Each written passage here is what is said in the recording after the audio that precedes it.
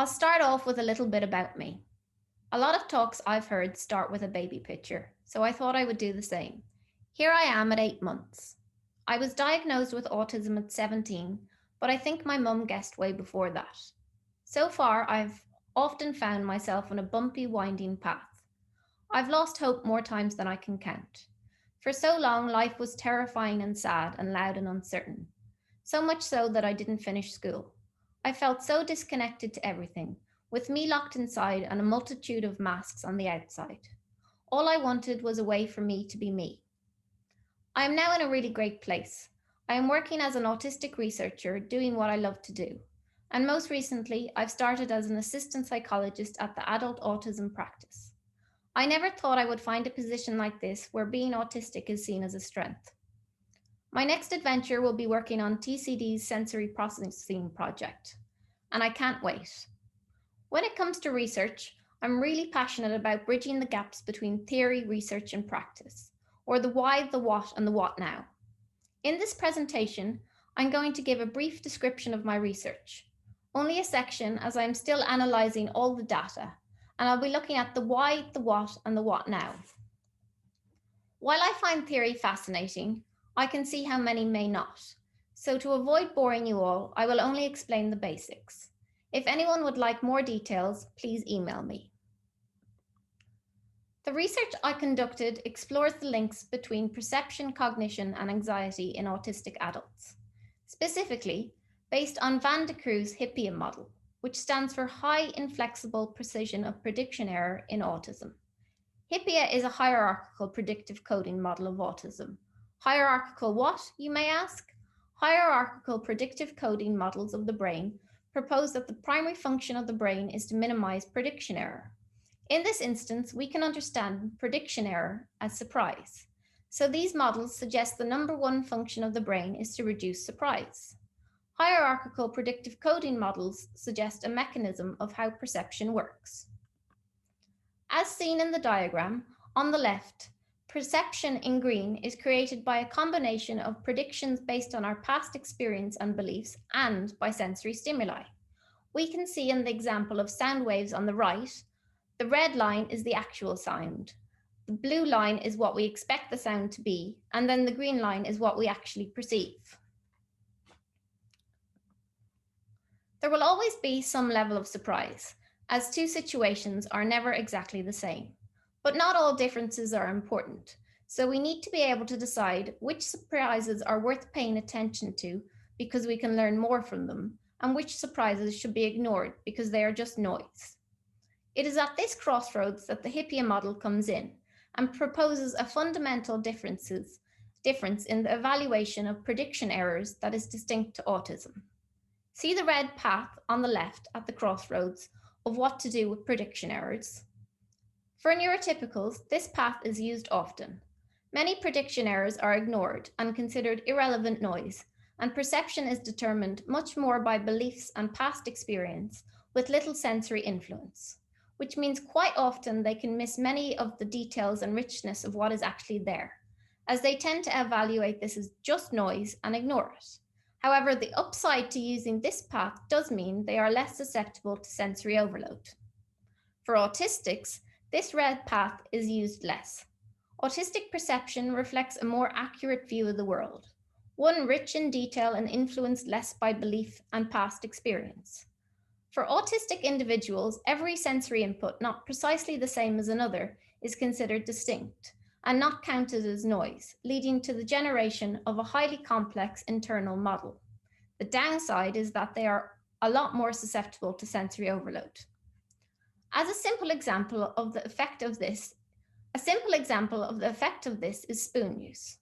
A neurotypical might see one spoon the same way as another, and using any type will mostly be the same experience.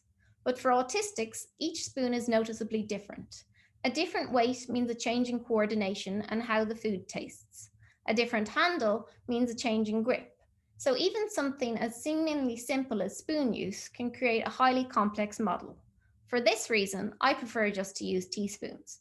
They are light, dessert lasts longer, and I know what the experience will be like.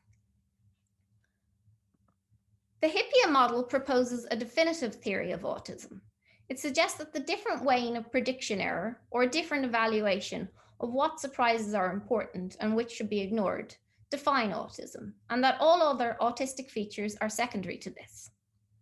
𝗲𝗄𝗄 also highlights the functions of different autistic behaviors and the importance of context. Another way surprise can be reduced is through action. Repetitive behaviors such as stimming and other body movements provide controlled, predictable, proprioceptive feedback and are self-soothing as they create a sense of calm. They function as an important coping strategy to deal with and minimize prediction error. Context is important too. Autistic individuals often seek out and thrive in predictable environments. However, in volatile contexts, such as busy neurotypically designed environments, treating each new input as important and using it to update the internal model means continuously experiencing high levels of uncertainty and overload. This can lead to anxiety, and the lack of meaningful learning can contribute to frustration and depression. So I will now explain my research. If, as 𝗲𝗄𝗄 suggests, autistic perception is impacted a lot by sensory stimuli, I think it important to explore the effects of this on sensory sensitivity, ways of thinking, and the impact and experience of anxiety. So guided by the theoretical framework of 𝗲𝗄𝗄, I designed and conducted research to explore the relationship between sensory sensitivity, cognitive style, intolerance of uncertainty, and anxiety in an autistic adult sample.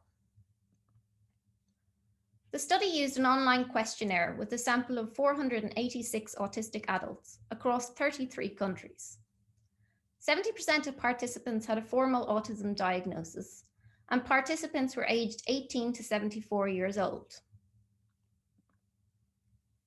As you can see in the graph, the sample consisted of 315 females, 89 males, and 82 other genders. Similar to my own experience, the graph shows that many participants reported high levels of co-occurring psychiatric conditions. This graph shows the percentage of each gender that reported conditions from each psychiatric category. A lot of participants reported more than one co-occurring psychiatric condition. As you can see in the graph, the yellow bar shows that some even reported 3 co-occurring psychiatric conditions.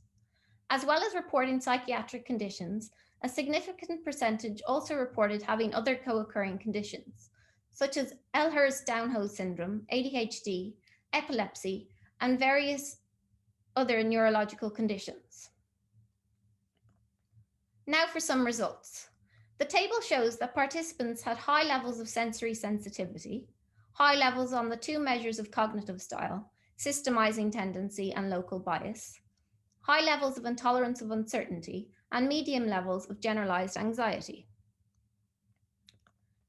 This graph shows the regression results. Results found that as sensory sensitivity increases, so does local bias, which is interesting because it could indicate that creating such complex models of the world has an impact on processing ability, and perceiving in detail leads to thinking in details. I am currently analyzing the qualitative data collected on the subjective experience of autistic thinking, which will add to understanding this internal autistic experience. Results also found that higher sensory sensitivity was associated with higher intolerance of uncertainty. This may point towards a mechanism of perception to detect every new sensory stimulus as novel, leading to a constant state of uncertainty. And lastly, the biggest and expected result found that as intolerance of uncertainty increases, so does anxiety. It is crucial that autism practice is grounded in research based on theory. Even better is theory that attempts to understand the fundamental mechanisms that underpin the entire system. By continuing down the path of targeting specific features, such as social features, or creating domain-specific theories, such as theory of mind, we miss out so much and put too much emphasis on features that might only be a secondary feature. By looking at the perceptual level, we can really try and understand the primary mechanisms of the autistic system and appreciate it as a different yet valid neurotype. We really need to get away from research and practice that is grounded in a fixed idea of normal and from seeing autism as a pathology. I think it important that this changes at each of the three levels: theory, research, and practice. I think it vital we remember that these different ways of perceiving are just that, different ways of perceiving. Neither is more superior to the other, but similar to any system, context can have an influence. So we need to remember that this world has primarily been designed with neurotypical perception in mind. So research like this emphasizes how important it is that we adapt the world and make room in it for all neurotypes. Understanding autism as a perceptual difference helps us appreciate stimming behaviors and shows how important and amazing stimming is. We can see its important function in reducing surprise and highlight how these behaviors are a wonderful human adaptation to combat stress and create calm, rather than any sort of a disorder.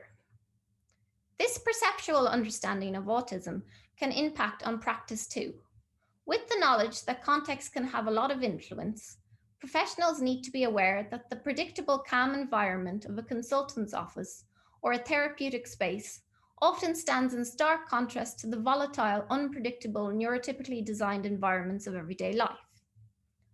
Professionals need to know not to generalize their observation in one context to another. This is an important point, not noise to be ignored, because by generalizing, they can misjudge an individual's need for support. I want to talk now about a practical application I have created from this research.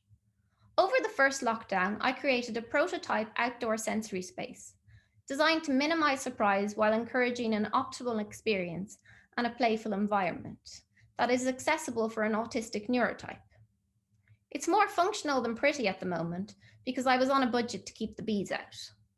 There is so much research nowadays on the benefits of fresh air and exercise for brain health, but still, most autistic spaces and sensory rooms are indoors.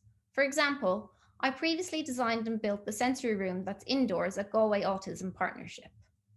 Outdoor spaces are often designed as sensory gardens, which are full of surprises and unpredictable flying insects, and not ideal for exercise, whereas general outdoor sports grounds and gyms are often very overloading environments.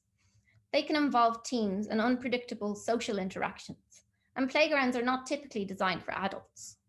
For autistic adults, the proprioceptive input, this is the position of your body in space, that you can get from playgrounds and exploring movement and senses, is just as important as we get older.